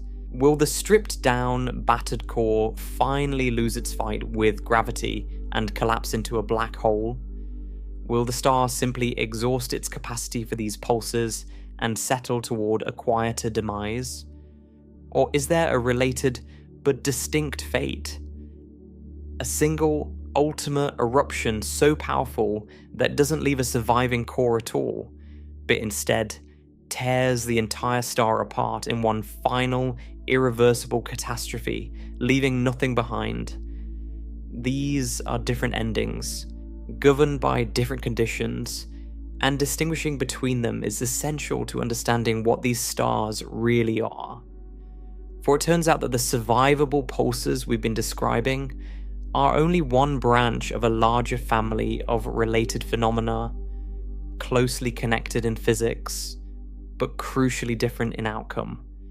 There is a version of this instability that a star does not survive at all, one that leaves no remnant behind, one that is genuinely a single complete destruction rather than a repeating pulse. And there are other quite separate phenomena that can superficially resemble a star exploding more than once, but which arise from entirely different mechanisms and must not be confused with what we've been exploring. Drawing these distinctions clearly, separating the surviving pulse from the total destruction, and separating both from the various impostors and lookalikes, is where the story reaches its final and most important clarification. Because only by seeing precisely what this phenomenon is, and precisely what it is not, can we understand the true fate of a star that explodes twice. We have followed our star through crisis after crisis. The trap in the core springing, the survivable eruption, the recovery, the repetition, the colliding shells lighting up the surrounding space. But every time, we have left one question hanging. How does it actually end? The pulses are survivable, but they cannot go on forever. Something must finally break the cycle. And it turns out that the ending is not a single story, but several possible stories, and understanding which one befalls a given star, and how it differs from a whole family of related and easily confused phenomena, is what finally lets us see this process clearly for what it is. Let's begin with the most likely ending for many of these stars. Picture the star after it has been through its series of pulses. It has erupted, recovered, erupted again, shedding shell after shell of material into the surrounding space, growing progressively stripped and lightened with each convulsion. But through all of this, the core has been quietly continuing its own evolution. Between and beneath the pulses, the core has been burning through its remaining nuclear fuel, working its way, as massive star cores do, toward heavier and heavier elements, and eventually that core reaches the same wall that ends the lives of other massive stars. It builds up a center that can no longer release energy through fusion, having climbed the ladder of the elements as far as it can go. When that happens, the core faces the final crisis that no explosive burning can rescue it from. Because there is no fuel left to ignite at the critical moment. This time, when the core loses its support, there is no reprieve. The reservoir of oxygen and other fuel that saved the star during the earlier pulses has, by now, been consumed or transformed. so when the final collapse begins, nothing catches it. Gravity, which lost the fight so many times before when nuclear fire slammed the door shut in its face, finally wins. The core collapses, truly and completely this time, crushing inward under its own weight until it forms an immensely dense object. And for a star this massive, with a core this heavy, the most likely outcome of that final collapse is the formation of a black hole. The core falls in on itself so thoroughly, with so much mass concentrated in so small a space, that gravity becomes overwhelming, and a region forms from which nothing, not even light, can escape. The star that spent its final chapters erupting and surviving, at last meets an event it cannot survive. The genuine, irreversible collapse of its core into a black hole. So one common ending is this: repeated survivable pulses, progressively stripping the star, followed at last by a true core collapse and the birth of a black hole. The pulses were the prelude, the collapse is the finale. And notice how the earlier eruptions have shaped this ending. By stripping away so much of the star's outer material, the pulses have influenced exactly how much mass is present at the final collapse, and therefore, what kind of remnant forms. The star's long series of near-deaths has been, all along, a preparation for its actual death, sculpting the object that will finally fall into the black hole. But this is not the only possible ending, and here we arrive at a distinction that sits at the very heart of understanding this phenomenon. Because there exists a closely related process that is emphatically not survivable, one that does not leave a core behind, does not form a remnant, and is genuinely a single, complete, total destruction of the star.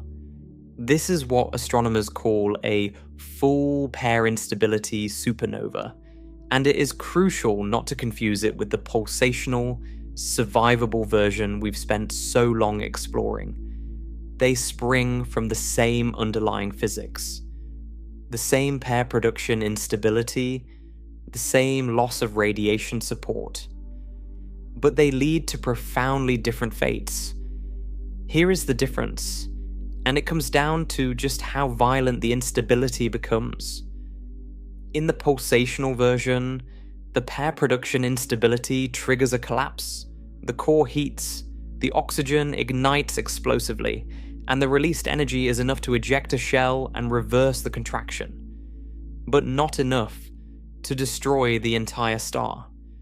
The core survives, settles, and can pulse again. The explosive burning is powerful, but it's contained. It blows off the outer layers without unbinding the whole star or preventing the core from restabilizing. It's a controlled catastrophe, if such a thing can be imagined, violent enough to erupt, restrained enough to survive. In the full pair instability supernova, by contrast, the instability drives the collapse further, and the explosive burning becomes overwhelming. The runaway ignition of the star's nuclear fuel releases so much energy, an amount comparable to or exceeding the total gravitational binding energy holding the star together, that it doesn't merely eject a shell, it blows the entire star apart. Every layer from core to surface is unbound and hurled into space in a single, colossal thermonuclear detonation. There is no gradual stripping, no series of pulses, no recovery. The star is comprehensively, utterly destroyed in one event. And critically, because the whole star is disrupted in this thermonuclear blast, there is no core left to collapse, no neutron star forms, no black hole forms. The star simply ceases to exist as a coherent object, its entire substance scattered across space. Nothing remains at the center. The destruction is complete, and it leaves behind no compact remnant of any kind. It's worth dwelling on the sheer completeness of this destruction, because it's a genuinely different order of event from anything else a star can experience. In most stellar deaths, gravity has the final word. The core collapses, and whatever remains is bound up in an incredibly dense remnant.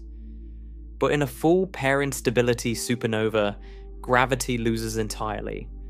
The thermonuclear burning releases so much energy, so explosively, that it overwhelms the gravitational grip holding the star together. To unbind a star, to blow every layer of it clear out into space so that none of it ever falls back, requires an amount of energy comparable to the total gravitational binding energy of the entire star, an almost incomprehensible quantity for an object this massive. And in this event, the runaway ignition of the star's nuclear fuel delivers exactly that. The burning doesn't merely nudge the outer layers outward, as a survivable pulse does. It detonates the star from within, converting a vast portion of its substance into heavier elements in a single flash and hurling all of it outward at once. There is no shell ejected while the rest of the star looks on. There is no core left behind to steady itself. The whole object is consumed and dispersed. This is why the full pair-instability supernova can be counted among the most energetic single stellar events the universe produces, and why it scatters such an enormous quantity of freshly forged elements into space in one stroke, the entire enriched substance of a giant star, released all at once rather than in stages. And it's why the contrast with the pulsational version is so stark and so instructive. The survivable pulse and the total annihilation are two outcomes of the same underlying instability, separated only by how far the instability is allowed to run. In the pulse, the explosive burning fires and then is spent before it can unbind the star, so the collapse is arrested and the core lives. In the full supernova, the burning fires and simply doesn't stop until the star is gone. It is the difference between a controlled detonation that ejects a portion of the star and a detonation that consumes all of it. And that difference is the difference between a star that survives to pulse again and a star that is erased from existence. This is the sharp and essential contrast. In a pulsational pair-instability event, the star can leave a core behind. Indeed, that surviving core is the entire point, the thing that allows the pulses to repeat and the star to eventually collapse into a black hole. In a full pair-instability supernova, the star cannot leave anything behind, because the thermonuclear disruption consumes and scatters the whole star, core and all. One is a survivable pulse, or series of pulses, with a remnant at the end. The other is a single total annihilation, with no remnant whatsoever. Why the difference? Because in the pulsational case, the explosive burning arrests the collapse before the star is unbound, whereas in the full case, the burning releases enough energy to unbind the entire star in one stroke. The same instability, pushed to different extremes, produces either a survivor that pulses and eventually collapses, or a star that is wiped from existence entirely.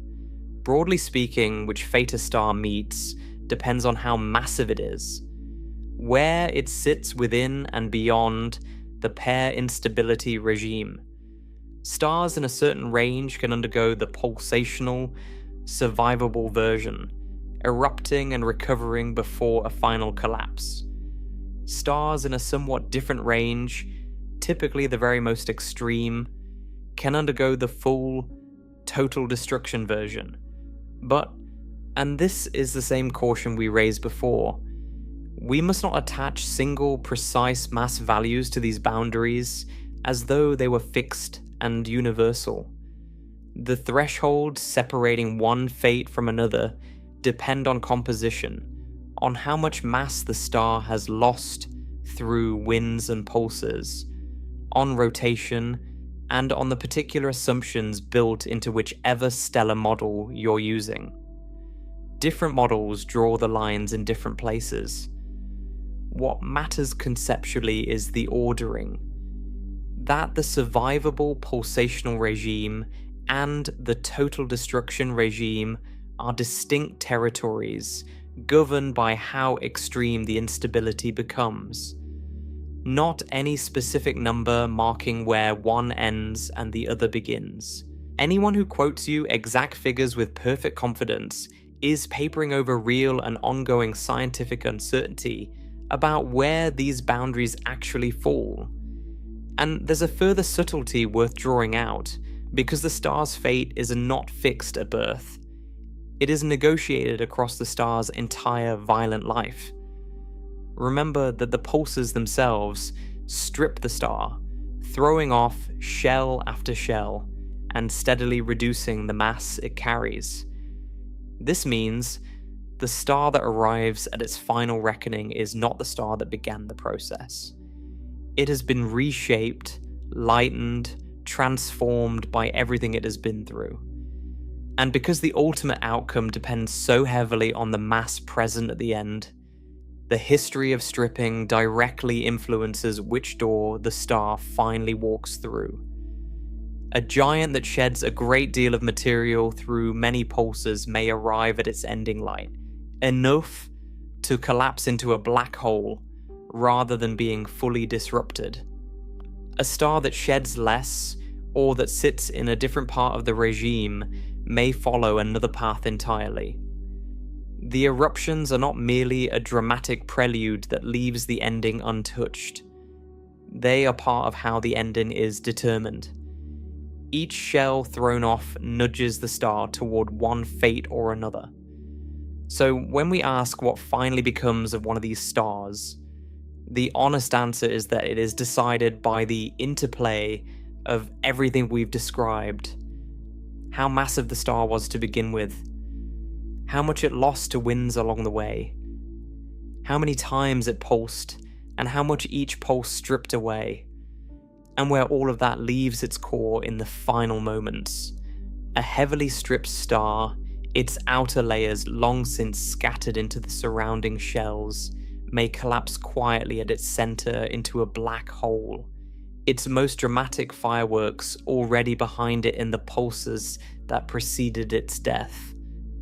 A star pushed to the greatest extreme may instead meet the total thermonuclear annihilation that leaves nothing at all. Between these possibilities lies a range of outcomes, and precisely where a given star lands depends on details we are still working to pin down. What is certain is that the pulses and the ending are not separate stories. The long sequence of survivable eruptions is the very process that carries the star toward whichever final fate awaits it, sculpting, with each convulsion, the object that will ultimately either fall into darkness or vanish entirely in one last unrecoverable blaze. Now, with these two related fates clearly separated, the pulsational survivor that eventually collapses and the fully destroyed star that leaves nothing, we need to draw an even more important distinction, one that guards against the most natural misunderstanding of all. When we say a star explodes twice, we are not saying it undergoes two ordinary complete supernova. This bears repeating because it's the single easiest thing to get wrong about the whole phenomenon. An ordinary supernova destroys a star. It's the terminal event of a star's life. A star cannot undergo two complete independent supernova, one after the other, because after the first one there is no star left. The core is gone, collapsed into a remnant. The material is scattered. There is nothing to explode a second time. So if you imagine a star simply detonating fully, then somehow reassembling and detonating fully again, you've imagined something impossible, a contradiction, not a real astrophysical process. What actually happens is entirely different in character. The star undergoes at least one catastrophic-looking but survivable pulse, an eruption that ejects material and looks like a supernova from a distance, but leaves the star's core intact before a later eruption or a final, genuine death. The two explosions are not two deaths. At most one of them, the last one, is a true death. And even then, only if the star ends by collapsing rather than by being fully disrupted. The earlier events are survivable convulsions. This is why explodes twice is best understood as a vivid piece of shorthand rather than a literal description. It captures the astonishing fact that a star can produce a supernova-like display and then produce another one. But it obscures the crucial detail that these are not two complete destructions. They're one or more survivable pulses, possibly followed by a real ending. The star doesn't die twice, it nearly dies one or more times, and then eventually either dies for real or is annihilated outright. Having drawn these central distinctions, we should now briefly separate this whole phenomenon from a handful of other things that can superficially resemble a star brightening or erupting more than once, because the sky is full of objects that flare repeatedly for entirely unrelated reasons, and it would be a mistake to lump them all together.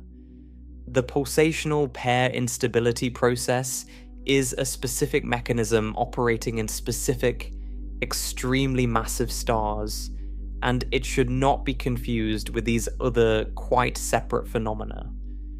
Consider first recurrent novae.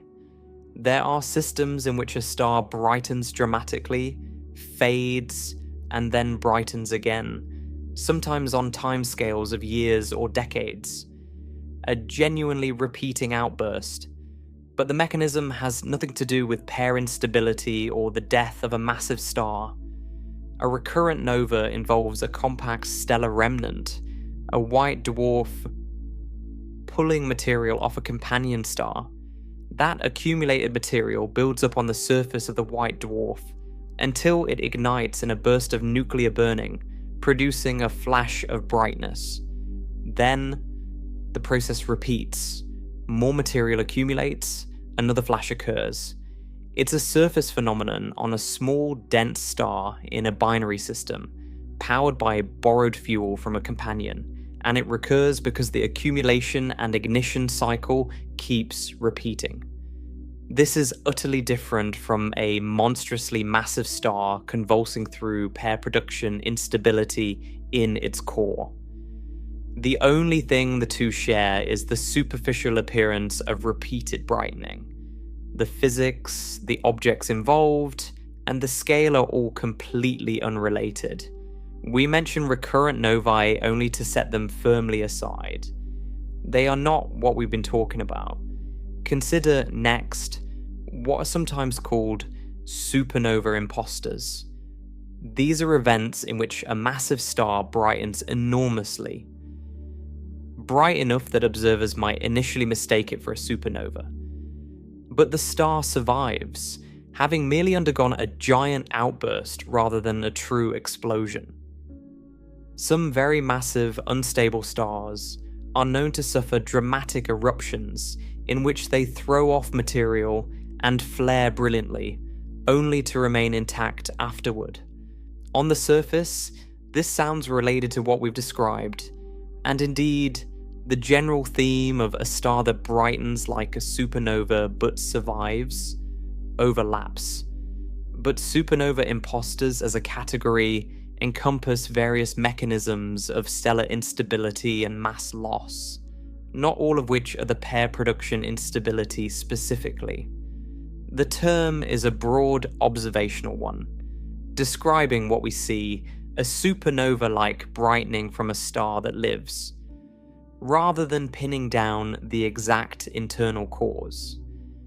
Pulsational pair-instability eruptions might in some cases appear as one kind of supernova imposter, but the imposter category is wider than our specific mechanism, and not every imposter is a pair-instability pulse.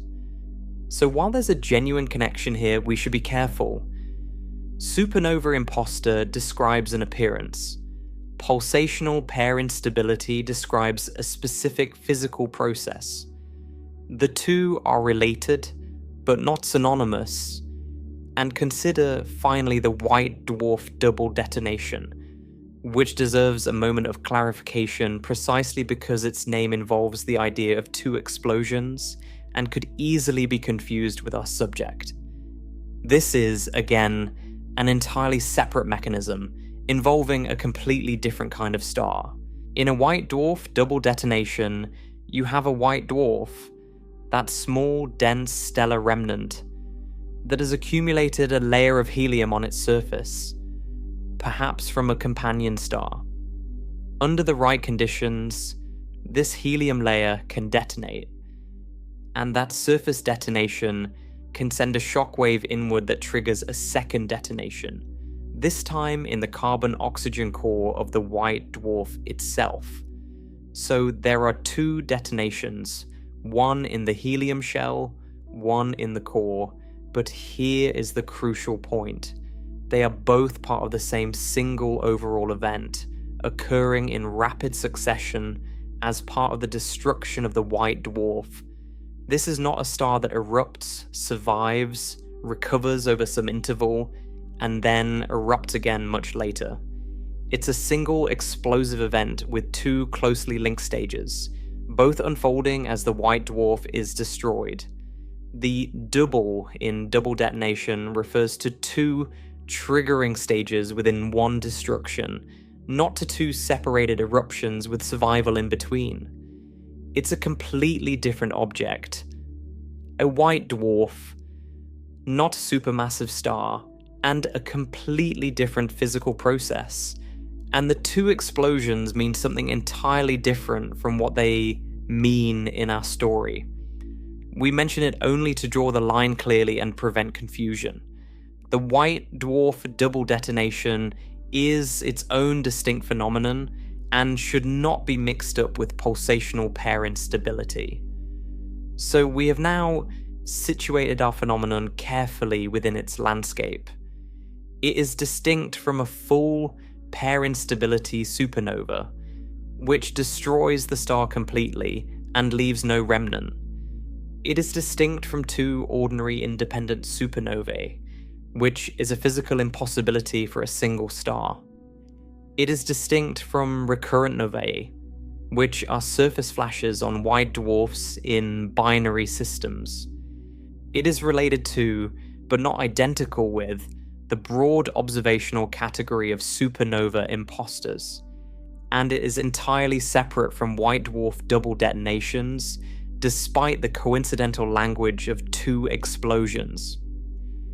Having drawn all these lines, what remains is the specific remarkable thing itself, an extremely massive star, driven by the pair production instability, undergoing at least one catastrophic but survivable pulse, ejecting material, looking like a supernova, but keeping its core before a later eruption or a final, genuine death by collapse. That, precisely and specifically, is what it means for this kind of star to explode twice. Now we should turn to a matter of real intellectual honesty, because it would be misleading to present this as a settled catalogue of confidently identified events. The physics of the pair production instability is well understood. The chain of cause and effect we trace through the core, the extreme temperature, the conversion of light into electron-positron pairs, the loss of radiation pressure, the runaway collapse, the explosive burning, the survivable ejection, this is solid, well-grounded theoretical physics. But there is a large and important gap between understanding the physics in principle and confidently identifying out in the real universe which specific observed events were actually produced by it. And that gap is where a great deal of genuine scientific uncertainty lives. The difficulty is this: linking any particular bright transient we observe conclusively to pulsational pair instability is genuinely hard. When astronomers see a luminous event flare up in a distant galaxy, they don't get to peer inside the star and watch the mechanism at work. They see light, a brightening and fading spread across different colors and wavelengths. And from that light, and from the material around the star, they must try to infer what happened. And many different mechanisms can produce bright, unusual transients. A brilliant flare could arise from pair instability pulses, or from other kinds of stellar explosions interacting with surrounding material, or from various other processes entirely. So identifying a specific event as a pulsational pair instability eruption, rather than something else, requires careful detective work, and often remains uncertain even after that work is done.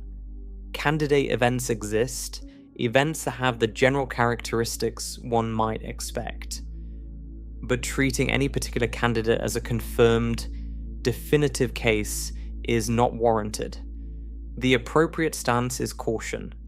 These are possibilities, consistent with the mechanism, not proven instances of it.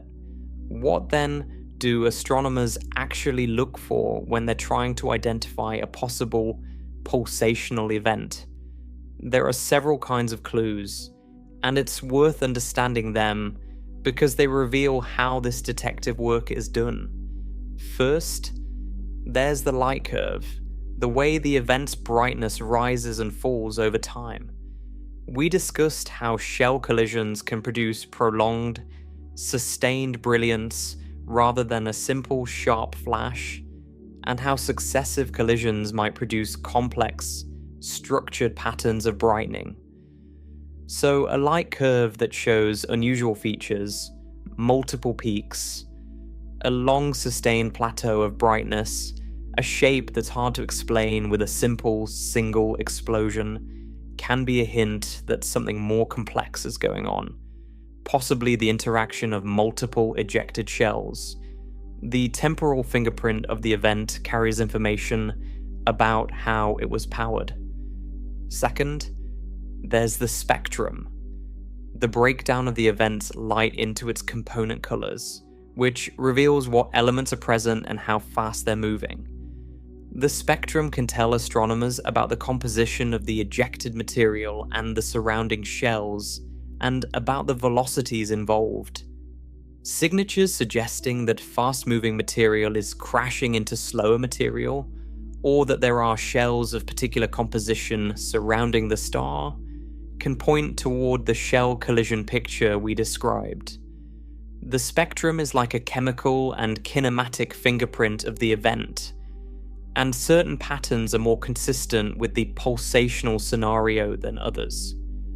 Third, and closely related, there's the surrounding material itself, the environment around the star.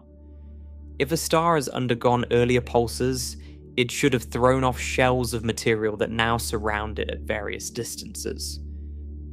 Evidence of this pre-existing circumstellar material, dense shells sitting around the star, exactly where earlier eruptions would have placed them, is a strong clue. If a bright event appears to be interacting with, or embedded in, a structure of previously ejected shells, that's consistent with the idea that earlier pulses laid down that material, and a later eruption is now colliding with it. So astronomers examine not just the event itself, but its surroundings, looking for the debris of earlier convulsions. By combining these clues, the shape of the light curve, the details of the spectrum, and the evidence of surrounding material, astronomers try to build a case for whether a given event might be a pulsational pair instability eruption.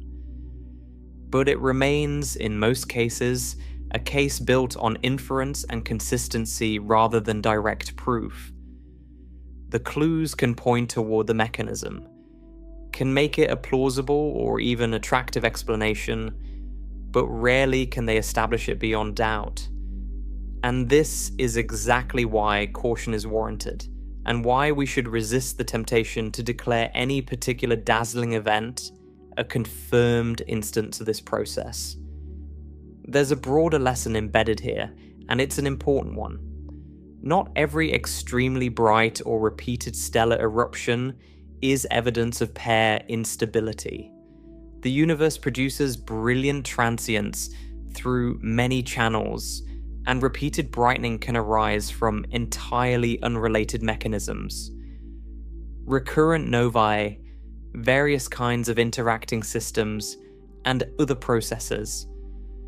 So when we encounter a star that flares spectacularly, or flares more than once, we should not leap to the conclusion that we're witnessing pair instability pulses. That specific mechanism requires a specific, extraordinary kind of star, one of the true monsters near the very top of the mass scale, and it produces specific signatures. Attributing every bright or repeating event to it would be a serious overreach. The honest picture is that pair instability physics is well established, that it should occur for sufficiently massive stars, that it can plausibly explain some of the brightest events we see, but that connecting it definitively to particular observed transients remains an open and challenging problem. The established physics and the observational uncertainty are two separate things, and we do the science a disservice if we blur them together. Let us now draw the whole picture together, because we've travelled a long way, and the full shape of it deserves to be seen at once. We began with a paradox, a star that erupts with the power of a supernova, throwing several suns worth of matter into space, yet survives with its core intact and prepares to erupt again. We found the resolution to that paradox in the heart of the star, in a chain of physics of remarkable elegance. In the cores of the most extreme, most massive stars, temperatures climb so high that the photons providing radiation pressure begin converting into electron-positron pairs, light becoming matter. This pair production removes support, the core contracts and heats. The contraction drives further pair production in a runaway loop, and the rising temperature ignites the core's oxygen explosively. That explosive burning releases enough energy to eject a shell and reverse the collapse, but not enough to destroy the star. So the core survives, settles, and eventually walks back toward the same instability, ready to pulse again. Because the instability isn't resolved by any single pulse, the process repeats, producing not necessarily two, but potentially many eruptions, separated by intervals ranging from days to millennia, depending on how each pulse reshapes the star. The ejected shells drift outward, and later, faster ejector collides with earlier, slower shells, converting kinetic energy into radiation and producing some of the brightest transients in the cosmos. Brilliance, powered not by the star's death, but by the collision of its own cast-off debris. Through all these pulses, the star is progressively stripped, shedding mass until at last it reaches its true ending. For many such stars, that ending is a final, genuine core collapse into a black hole, the one crisis it cannot erupt its way out of, arriving only when the star has exhausted every reprieve the earlier pulses had granted it. And we distinguish this survivable, pulsational process carefully from its relatives and lookalikes. From the full pair instability supernova, where the thermonuclear disruption destroys the entire star and leaves no remnant at all. A total annihilation, in contrast to the pulsational survivor that leaves a core behind, precisely because its explosive burning arrests the collapse rather than unbinding the whole star. From the impossibility of a single star dying outright and then dying again, from recurrent novae, supernova impostors, and white-dwarf double detonations, each a separate phenomenon with its own distinct physics.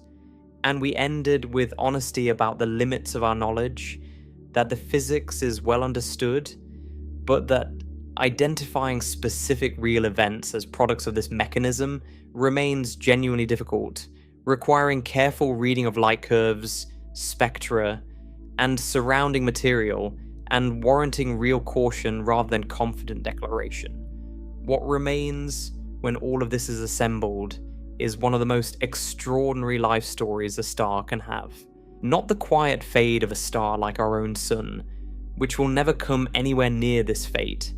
Its core will never reach the temperatures required, and it will end its days gently, as a slowly cooling remnant, never erupting, never pulsing, never anything like this, and not even the single grand explosion of an ordinary massive star, but something rarer and stranger, a monster of a star, caught in a loop of near death and reprieve, detonating and surviving,